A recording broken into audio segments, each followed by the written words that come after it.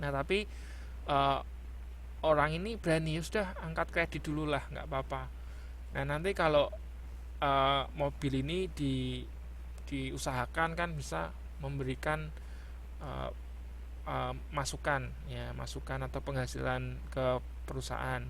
Nah nanti dari penghasilannya itu dipakai untuk uh, me- membayar cicilan dari mobil box tersebut. Nah kurang lebih uh, contoh yang pendanaan agresif itu seperti itu. Oke, ini saya jadi ingat ini. Sekarang orang-orang sekarang itu ini ya, pendanaannya agresif ya. Ini salah satu kasus contoh yang mama saya cerita. Saya jadi ingat. Ya, mama saya tuh cerita gitu ya. Dia tuh pingin pingin punya kos-kosan. Sebetulnya sudah punya sih ya, tapi pingin punya kos-kosan lagi gitu kan. Nah ini caranya gini dia. Mama tuh nggak punya uang cash besar sekali untuk membuka usaha kos-kosan gitu, karena kalau buka usaha kos-kosan kan butuh dana yang tidak kecil kan. Nah terus sebetulnya ada sejumlah dana gitu ya, ada sejumlah dana tapi tidak cukup besar untuk uh, menginvestasikan untuk kos-kosan. Nah mama saya ini menggunakan pendanaan agresif, ini masih planning ya, belum terwujud ya. Nah dengan dana yang ada itu dipakai untuk uh, uang DP, ya uang DP membeli sebidang tanah gitulah ya, sebut saja sebidang tanah untuk membangun kos-kosan. Nah dipakai, nah tapi karena uangnya itu kan nggak cukup untuk membeli sebidang tanah itu, akhirnya mama coba untuk uh, utang ke bank gitu ya, utang ke bank. Uh, tapi caranya gini, caranya surat tanahnya itu, ya, surat tanahnya itu dipegang oleh bank gitu ya, dipegang oleh bank. Nah kemudian uang yang sudah dipunyai mama itu diserahkan ke bank. Nah dari bank itu kemudian ditambahi oleh bank ya, dan diserahkan ke pemilik tanah itu.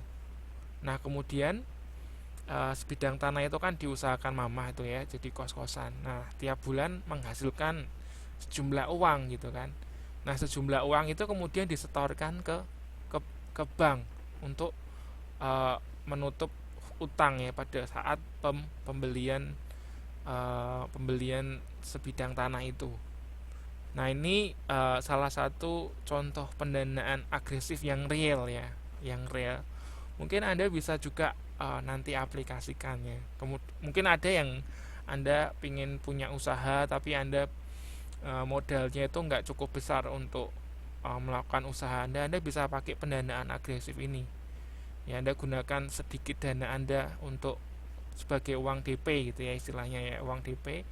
Kemudian Anda bisa minta bantuan ke bank ya untuk memberikan pinjaman. Nah, kemudian Anda bisa cicil ya, cicil dengan usaha itu ya, dengan usaha yang Anda lakukan itu. Nah, mungkin ini ide yang kreatif ya. Oke. Oh, itu mengenai pendanaan modal kerja ya. Jadi ingat ada dua macam ya pendanaan, tipe pendanaan konservatif dan agresif. Oke, kita masuk ke modul 4 ya. Ke modul 4. Eh yaitu mengenai keputusan investasi. Ya. Jadi kita mau investasi itu perlu melakukan penilaian gitu ya. Nah, apakah investasi itu menguntungkan atau tidak menguntungkan? Ya. Oke, kalau Anda gitu ya, kalau Anda gimana caranya? Kalau mau melihat ini investasinya menguntungkan atau tidak menguntungkan gitu, biasanya Anda apa yang Anda lakukan? Mungkin Mbak Eli atau Mbak Ani atau Mbak Ana nih baru online nih ya. Misalnya Anda ditawari investasi gitu ya. Oke.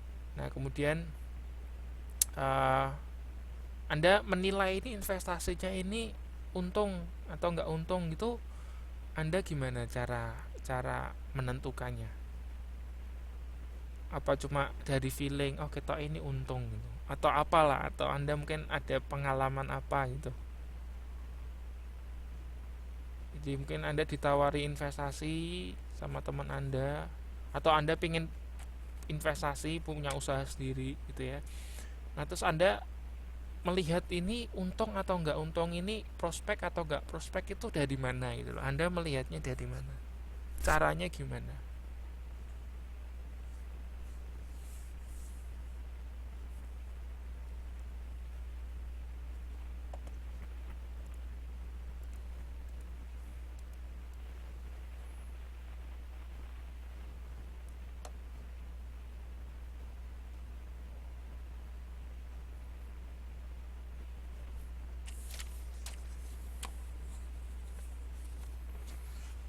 Ayo Mbak Eli, berpendapat dong. Misal Mbak Eli mau punya usaha apa gitu ya, kemudian Mbak Eli atau investasi kemana, terus Mbak Eli melihat, wih ini untung atau nggak untung itu dari mana gitu loh.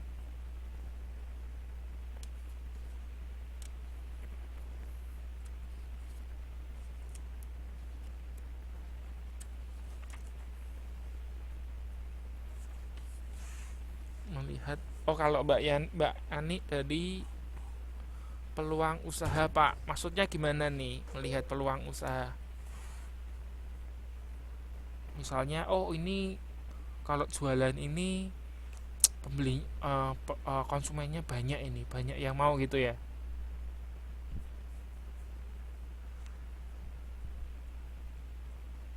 atau apa? Oh seperti itu ya, oke. Oke, sebentar nih Mbak Eli mau berpendapat nih.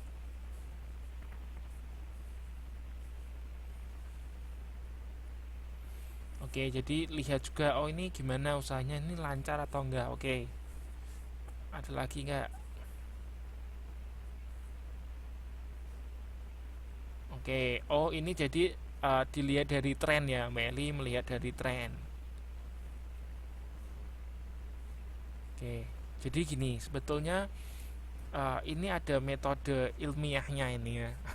Ada metode ilmiah untuk melakukan penilaian investasi ini menguntungkan atau tidak menguntungkan. Jadi bukan cuman Anda lihat secara empirikal ya, maksudnya secara empiris bahwa oh ini usahanya lancar, peluangnya baik, trennya juga baik. Tapi tidak cuman hanya empirik, tapi ini ada penghitungannya, ada metode yang apa bisa Anda pakai gitu untuk menentukan bahwa ini investasinya baik atau tidak baik gitu ya. Nah, ini ada 5 metode ya. Pertama itu metode accounting rate of return, metode payback period, metode net present value, metode internal rate of return, dan metode profitability index. Nah, sebelum saya lanjutkan ini, dari kelima metode ini Anda yang pernah Anda dengar lah atau Anda pernah pelajari yang mana? Ya. Jadi metode ini yang sudah pernah Anda pelajari yang mana, atau Anda pernah dengar, atau mungkin Anda pernah pernah memang sudah praktek gitu.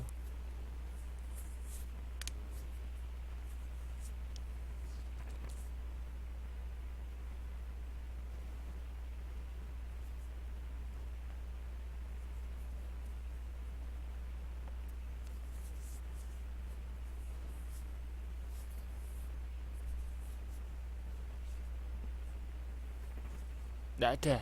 Tidak ada yang pernah belajar metode ini. Masa Anda belum ambil itu sih, mata kuliah yang mengenai ini, penilaian investasi? Oke, NPV ya. Oke, net present value sudah. Ya, bagus sekali kalau sudah. Ngerti nggak? Maksudnya gini, kalau Anda sudah ngerti, saya skip teorinya langsung ke prakteknya gitu loh. Kalau Anda sudah pernah belajar gitu ya. Jadi saya skip ini teori-teorinya, saya skip, langsung kita ke prakteknya aja gitu kan. Ke penghitungannya langsung.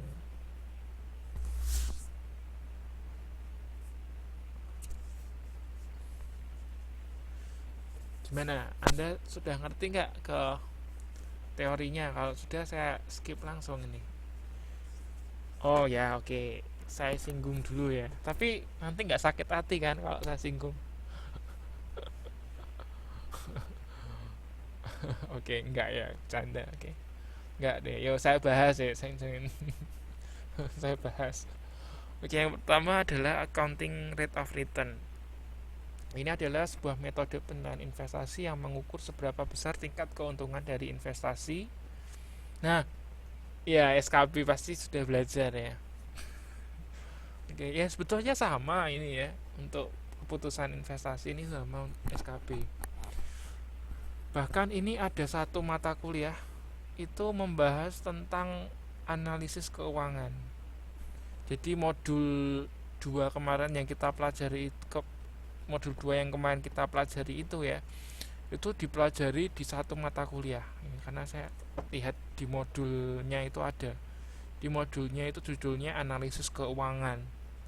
Nah, kalau Anda ingin memperdalam analisis keuangan, baca modulnya itu ya, lengkap itu. Karena modulnya itu kan membahas tentang analisis keuangan saja. Oke, saya lanjutkan. Ini di SKB nih, Anda pelajari pasti, studi kelayakan bisnis.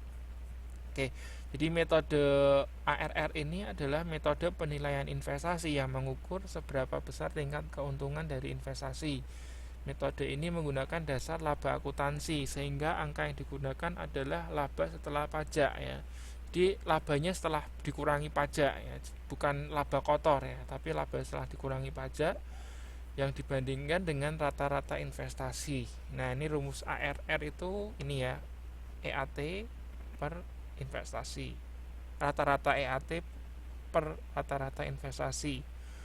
Nah, untuk menghitung rata-rata EAT dengan cara menjumlahkan EAT ya selama umur investasi dibagi dengan umur investasi. Nah, misalnya kita perhitungannya 5 tahun umur investasi ya, berarti nanti tahun pertama ditambah tahun kedua tambah tahun ketiga sampai tahun kelima, kemudian dibagi dengan 5 ya, 5 umur investasi itu untuk rata-rata. Nggak perlu dikalikan 100 ya, nggak perlu kalikan 100%. Nah, kemudian untuk menghitung rata-rata investasi itu investasi dengan nilai residu dibagi 2 ya.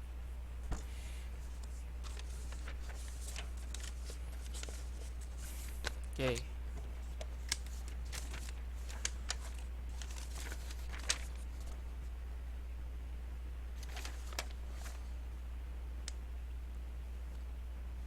Berikutnya yang kedua adalah metode payback period. Nah, metode payback period ini mengukur lamanya dana investasi yang ditanamkan kembali seperti semula. Ya, satu periode yang diperlukan untuk menutup kembali pengeluaran investasi dengan menggunakan aliran kas yang diterima. Nah, rumusnya payback itu investasi per cash flow kalikan 1 tahun. Nah, payback period itu pay itu kan membayar, back itu kan kembali kan. Jadi istilahnya Anda investasi berapa, nah itu dibalikan kapan ya, dibayarkan kembali itu kapan. Nah, itu metode payback period itu seperti itu. Misalnya Anda investasinya 10 juta. Nah, kemudian tahun pertama Anda dapat 2 juta, tahun ketiga dapat 2 juta, tahun keempat dapat 2 juta, sampai dengan tahun kelima dapatnya 2 juta, 2 juta, 2 juta, 2 juta terus sampai tahun kelima. Jadi metode payback periodnya ini berarti berapa? Dengan 10 juta itu Anda menggunakan metode payback period ini berarti berapa tahun uang Anda kembali. Jadi Anda investasi 10 juta, kemudian setiap tahun 2 juta. Jadi Anda metode payback period dengan menggunakan metode payback period, maka payback period Anda berapa? Anda investasi 10 juta, tiap tahun Anda dapat 2 juta, 2 juta, 2 juta. Jadi berapa tahun payback periodnya?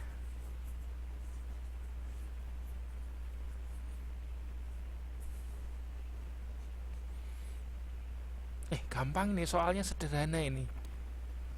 Ya enggak 500 dong, masuk 500 tahun. Ini satuannya tahun.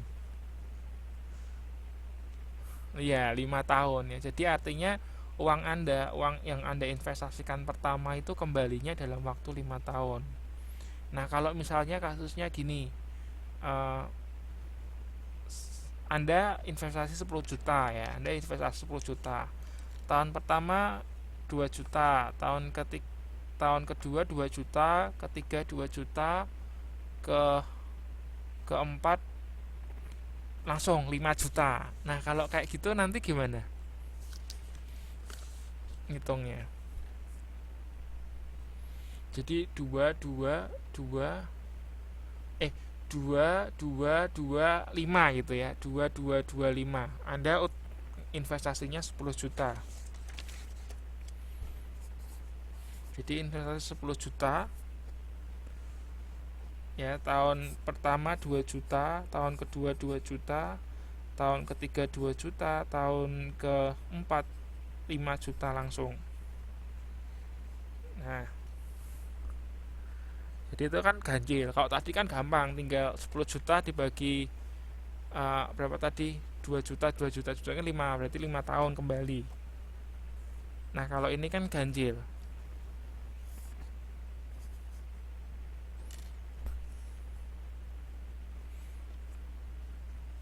Oke deh, nanti lebih lanjutnya di contoh soal aja ya. Itu contoh soalnya seperti itu karena hasilnya ganjil.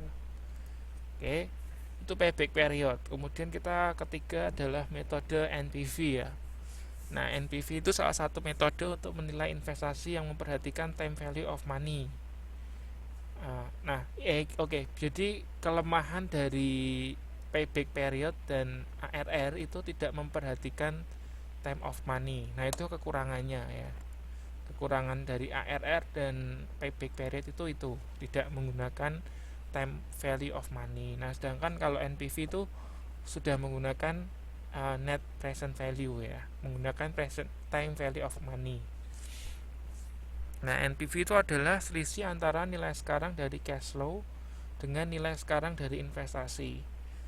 Ya, jadi nilai cash flow-nya itu disekarangkan ya, di present value kan, kemudian dibandingkan dengan nilai sekarang dari investasi.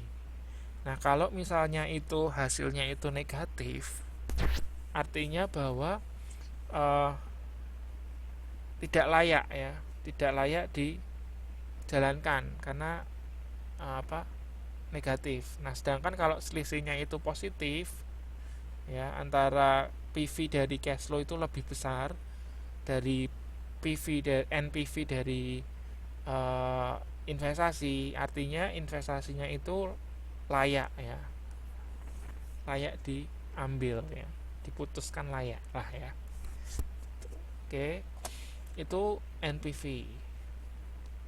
Nah, untuk NPV ini nanti kita pakai tabel dulu kan, sini ya tabelnya sebenarnya sudah juga ada. Oke, saya ada tabel juga ini. Oke.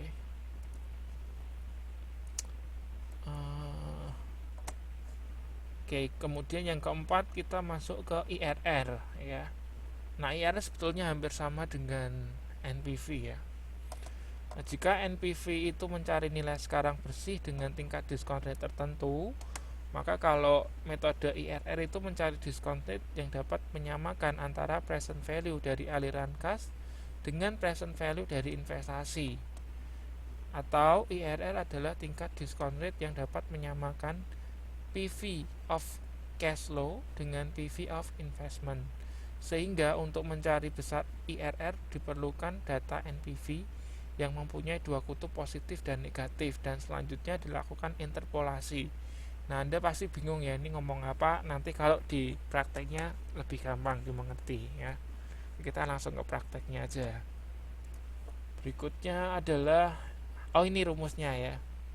Oke, ini rumusnya agak salah sedikit nih. Maksudnya ini seharusnya ya NPV-RR itu harusnya 11 ini ya. Harusnya 11 ini. Oke. Nah, RR itu adalah tingkat diskon rate yang lebih rendah. Kemudian RT ini ya, RT ini adalah tingkat diskon rate yang lebih tinggi. Ya. TPV itu adalah total present value. Ya, total present value pada tingkat diskon rate yang rendah ya, dikurangi TPV ya. Wah, ini kok TPV-nya ada 2 ya. Oh, ini harusnya NPV ini ya, harusnya NPV ini.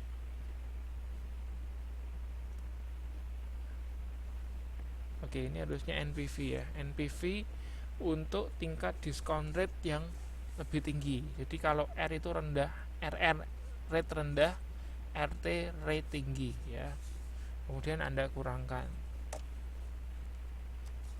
Oke. Ini rumusnya. Anda mau catat dulu rumusnya atau langsung? Langsung, nanti saya kembali lagi ya.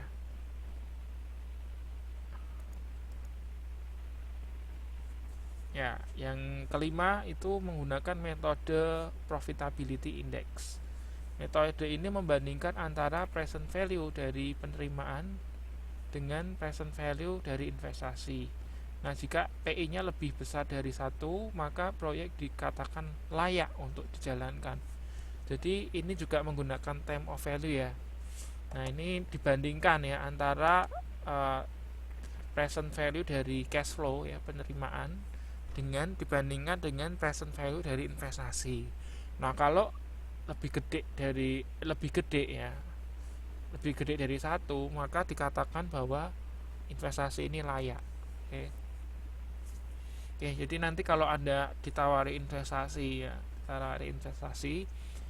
selain Anda lihat secara empirik ya, tadi yang Anda bilang, Mbak Ani dan Mbak Eli bilang lihat lagi tren, kemudian apa tadi Mbak Ani bilang apa tadi?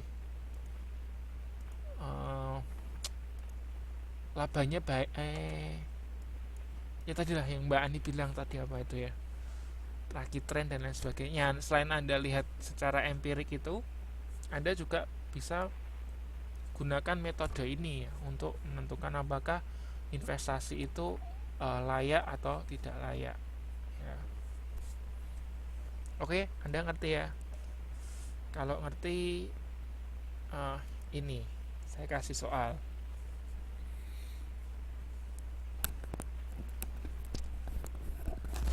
Nah, misalnya ada PT Duta merencanakan sebuah proyek investasi yang diperkirakan akan menghabiskan dana sebesar 750 juta. Dana tersebut 100 juta merupakan modal kerja. Ya, masih ingat ya tadi modal kerja itu apa ya?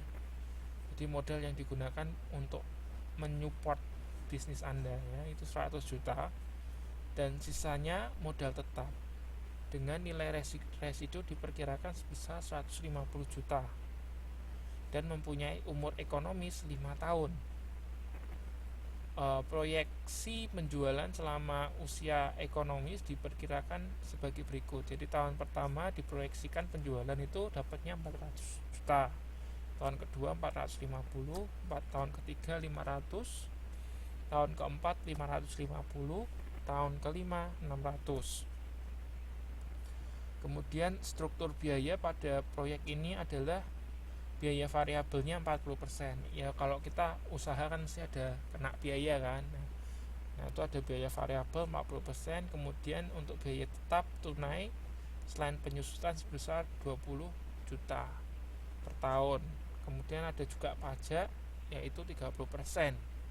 Dan return yang diharapkan adalah 18%. Nah, sebetulnya 18% ini sebagai patokan kita ya. Karena ini kan yang diharapkan atau expected return-nya itu 18%. Nah, ketika bisnis ini atau investasi ini memberikan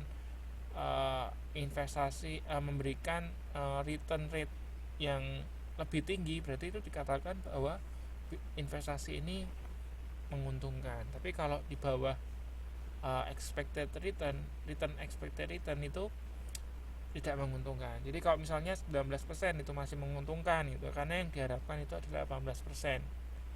Oke, kalau di bawah itu tidak menguntungkan. Nah, dari data tersebut, apakah proyek investasi tersebut layak dijalankan? Gunakan 5 metode penilaian. Oke. Saya akan bahas dulu soal yang pertama ini ya. Saya kasih Anda jawabannya. Oke. Nanti soal kedua Anda kerjakan. Saya juga sebetulnya belum kerjakan soal kedua. Nanti sama-sama kita kerjakan. Ya, nanti kita cocokkan.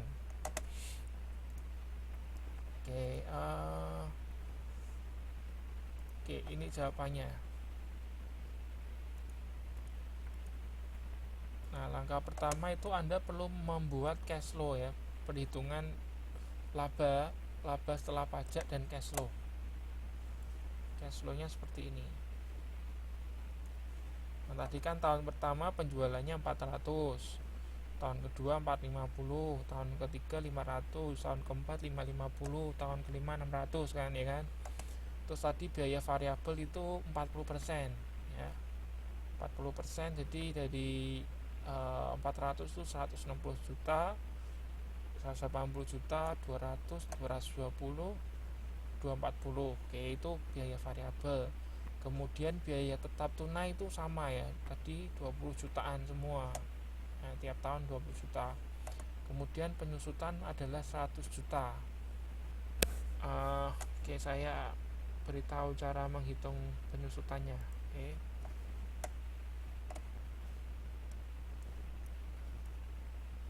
Penyusutannya tadi caranya gini, tadi kan kebutuhan dananya adalah 750 juta.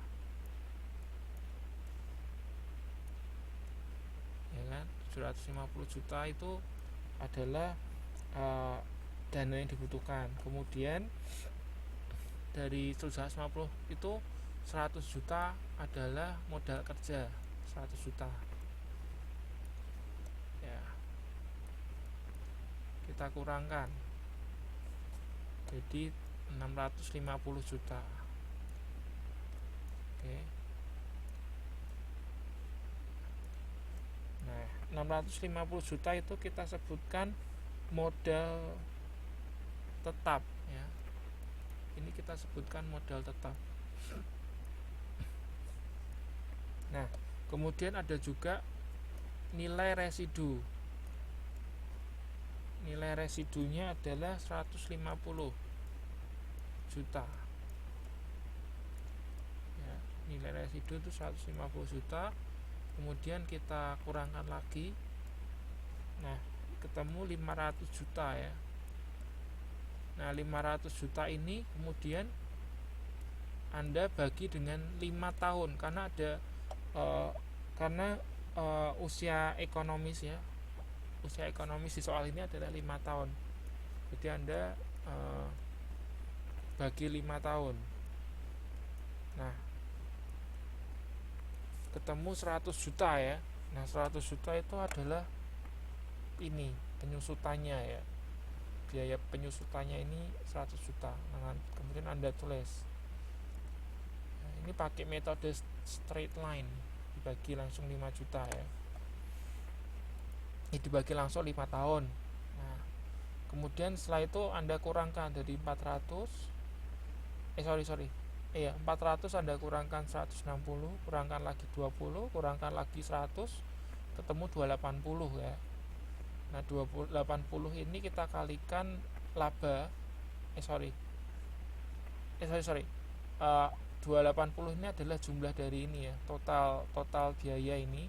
Nah, kemudian dari total biaya ini dikurangkan 280, ketemu ini 120. Kemudian pajak adalah 30%.